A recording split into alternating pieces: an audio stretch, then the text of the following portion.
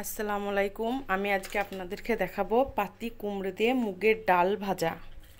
প্রথমে কড়াইয়ে শুকনো ডালটা ভেজে নেব। ডাল মোটামুটি ভাজা হয়ে গেছে লাল করে। এবার এটাকে আমি নামিয়ে নেব। এবার কড়াইয়ে তেল দিলাম।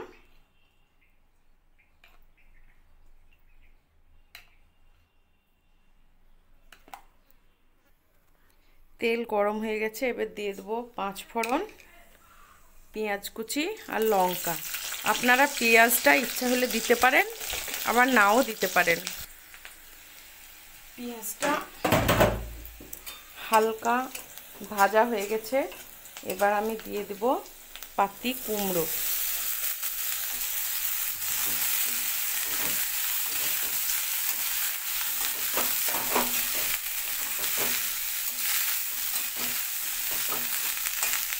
এবার এতে দিয়ে দেব অল্প লবণ।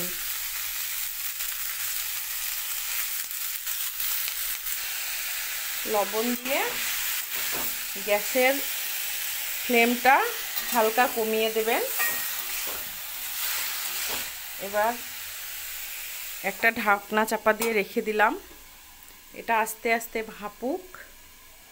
ভাপার পরে কিছুক্ষণ পরে আবার একবার তুলে দেখব। এবার ঢাকনা উঠিয়ে দেখব সিদ্ধ হয়ে গেছে। এবার অল্প পরিমাণে আদা বাটা দিয়ে দেব। এবার অল্প পরিমাণে হলুদ গুঁড়ো, অল্প পরিমাণে জিরে গুঁড়ো।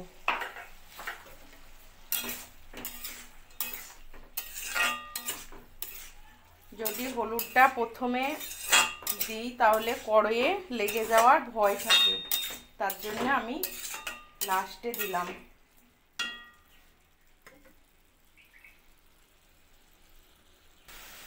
এবার দিয়ে দেবো ভেজে রাখা মুগ ডাল।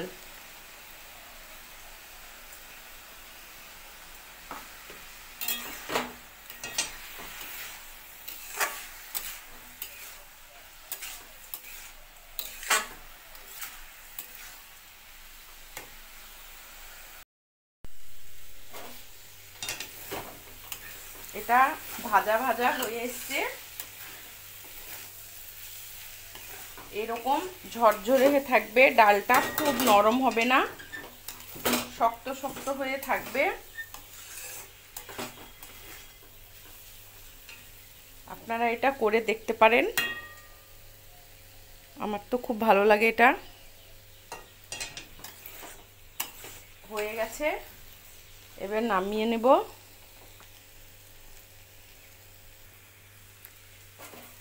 এবার এটা তুলে নেব।